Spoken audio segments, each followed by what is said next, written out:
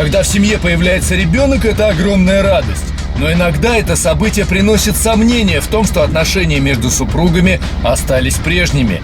Любит ли он как прежде? Ценит ли то, что жена подарила ему ребенка? И устраивают ли его изменения в физических кондициях, которые произошли после родов? Эти вопросы мучили Инну, и она решила обратиться к нам за помощью. Что выяснилось? Смотрите сегодня. Здравствуйте, Григорий. У меня такая ситуация, она не очень приятная. 4 месяца назад я родила ребенка, и так получилось, что я поправилась на 20 килограммов. И с того момента, как мы выписались из роддома, мой муж абсолютно перестал обращать на меня внимание как на женщину. Мы с ним практически не общаемся, он постоянно на работе. Сейчас я живу у мамы в деревне, она мне помогает с малышом.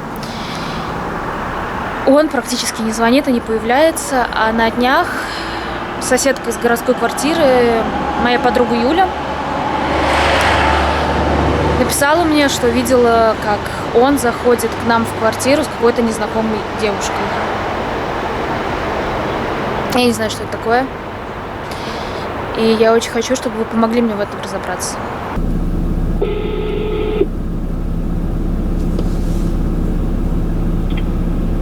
Алло? Инна, добрый день, это Григорий, вы прислали нам видеообращение. Да, здравствуйте, ждала вашего звонка. Скажите, насколько актуальна вся эта история еще для вас? Нужна ли вам помощь? Да, очень нужна, и хотелось бы, конечно, поскорее разобраться во всем. Ясно. Ну, вы рассказали свою историю. Мы понимаем, что нам необходимо будет поставить камеры в квартире. Вы готовы на это, да? Да, конечно, я передам вам ключи и делайте, что вам нужно. Отлично. Тогда договорились, будем на связи, и скоро мы подъедем за ключами.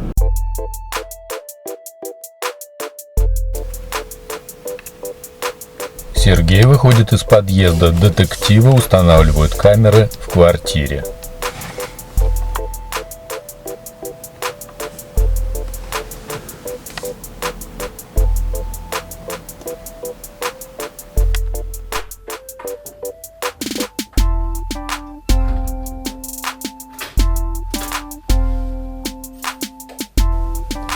Позже Сергей возвращается, за ним идет наблюдение. Он работает, решает по телефону какие-то вопросы. Ничего подозрительного пока не происходит. Да, Станислав, привет. Да забыл пароль от компа, блин. Не могу проект пока открыть. Слушай, я помню. Да, я помню, там просто надо менять, короче, систему вентиляции в подвале. Там был раньше склад, вот. Там до этого, короче, турки делали. Да, они не предусматривали план эвакуации, там, блин. Да, трубы старого образца надо менять полностью вообще. Внешне выводить надо. На следующий день в дверь звонят.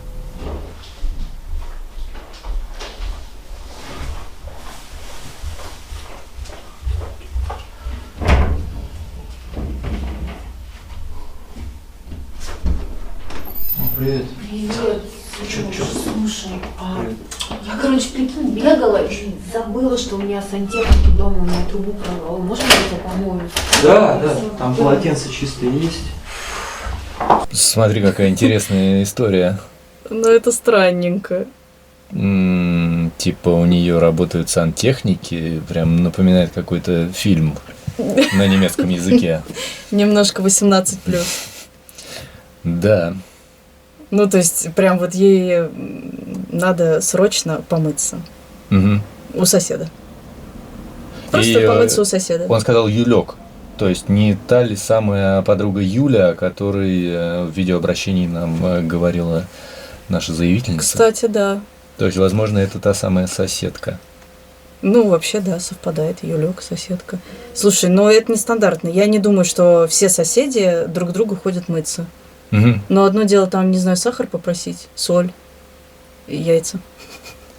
Слушай, ну а может быть она ведет собственное расследование, хочет помочь подруге, соседке, и пришла такая посмотреть, нет ли чего-то или кого-то лишнего в квартире, пока ее то есть нет. ты думаешь, она такая хитренькая, придумала просто, как бы, придумала? Да, она шпион. Ну, типа того. Мгм. Я не знаю, слушай, на самом деле я в жизни встречала очень разные ситуации, и девочки некоторые, правда, устраивают спецоперации, чтобы что-то Мгм. выяснить. Ну, такое может быть. Я прям вот уверена. Я забыла. Да, все помню. Спасибо. Сейчас. Смешная ситуация. Да, Татьяна, привет. Да, мне Станислав скинул проект. Ага, да, понял. Да, отлично. Да, смогу. Через час примерно буду. Все, да. Ну что, она позвонила? Да. Слушай, ну, блин, кроме нас больше, значит, никто не взялся за это. Да. Все, давай на связи, отлично.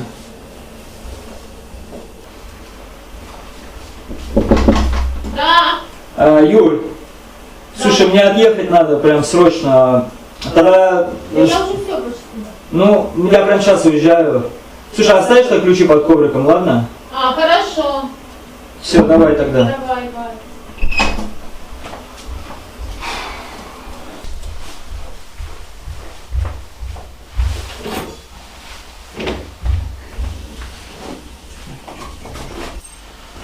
Все, Юль, давай, если что, звони. Ага.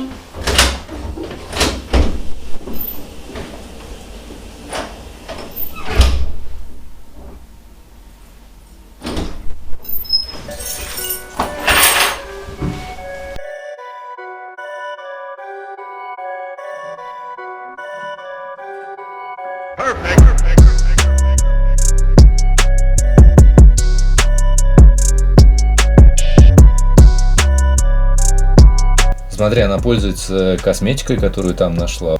Ну, если они общаются, то девочки так делают. Ну окей. Она вещи Инны меряет. Это нормально между девочками? Да нет, конечно, говоришь, ненормально. Ну, в смысле, это нормально, если ты вдвоем, они бы там были, и они бы куда-нибудь собирались, или ей там нечего было куда-то надеть. И та такая, давай я тебе дам. Угу. Но не в отсутствии людей, ну, в квартире, это странненько. Да.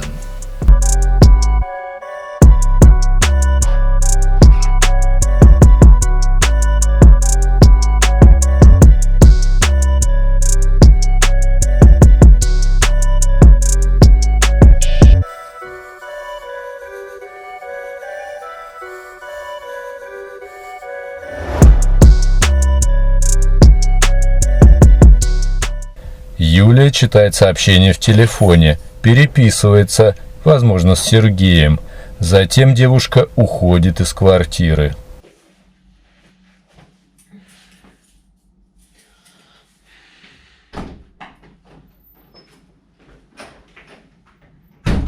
На следующий день слежка за Сергеем продолжается. В какой-то момент в дверь снова звонят. Сергей открывает.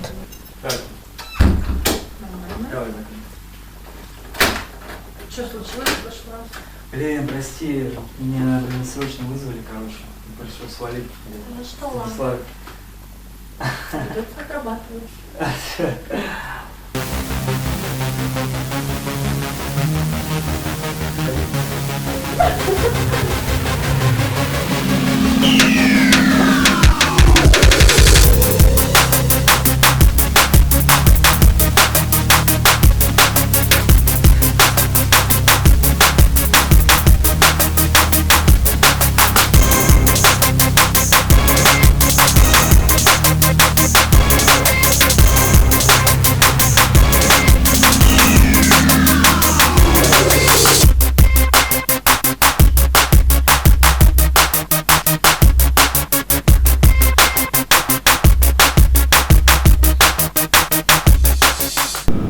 Алло? Инна, добрый день, это Григорий. Здравствуйте. Вы знаете, новости у нас плохие для вас. Сергей вам изменяет.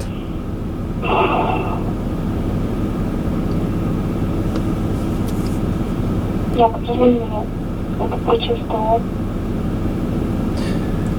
Мне подъехать? Да, Инна, давайте будем решать, что делать. Подъезжайте, мы во дворе вашего дома находимся.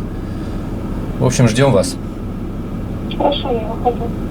До встречи. Ну когда ты бросишь свою толстуху? Юля, сейчас не совсем лучшее время, понимаешь? Ой, да у тебя всегда не лучшее время.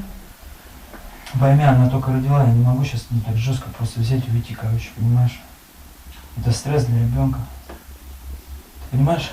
Ее мама меня просто сожрет, понимаешь, искренне. Да мне пофиг. Я не ее, на понимаешь, маму. ну, не ее жалею, я Ты со жалею. мной хочешь быть или с ней? И, конечно, хочу быть с тобой. Ну а Мне- в чем тогда дело? Мне жалко ребенка, понимаешь? Я не могу бросить ребенка. Здравствуйте, Инна. Я вижу, вы уже расстроены. Ну, к сожалению, выяснилась довольно жестокая правда. Мы следили за Сергеем и обнаружили, что он изменяет вам с девушкой. Кроме того, есть еще новости. Дело в том, что эта девушка, скорее всего, и есть та сердобольная соседка, которая сообщала вам, что он привел кого-то к вам в квартиру. Юля. Ну, мы можем уточнить, она ли это, посмотрев видео, если хотите. Да, давайте.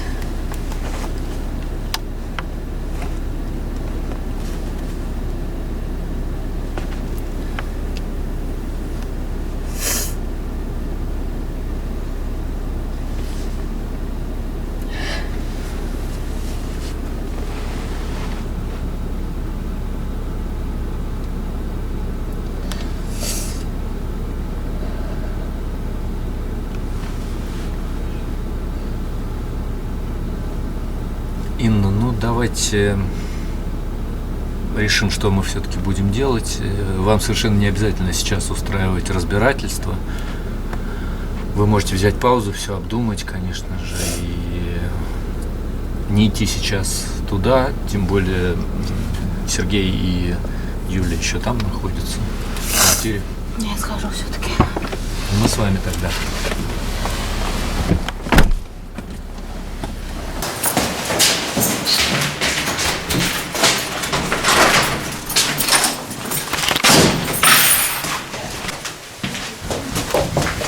Юля? Инна, что за хуй? Серьезно? Что за Юля, блядь, это за значит- приколюбы? Успокойся, я тебе говорю. Девушка в подъезде, да, у него тут была? Да, я просто зашла помыться, понимаешь? Инна, хватит. Иди Я тебе отсюда! говорю, успокойся. Ничего не На значит. работе ты устаешь. Да это ничего не значит, это просто она зашла, блядь, в душ сходить, Она понимаешь? голая. Ну и что теперь, она Она, голая? сука, Ну голая! успокойся, Иди отсюда! блядь, Инна, хватит, нахуй. Ты что там, успокойся, блядь, тебе нельзя нервничать.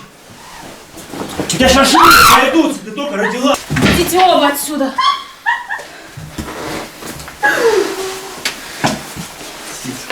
Я ребенка родила твоего, и поэтому поправилась, сука ты! Да тебе нельзя Пошли нервничать. вон из моей Я тебе говорю, квартиры! тебе нельзя нервничать. Пойдем. Отпусти ее, блядь. Убери эту козилу от меня! Всё, давай, валим отсюда. Да хватит, блядь. Чё, блядь? Шла вон! Не трогай меня! Успокойся. Дай, мы идем, все. Шмотки свои с собой забери, скотина! Тварь!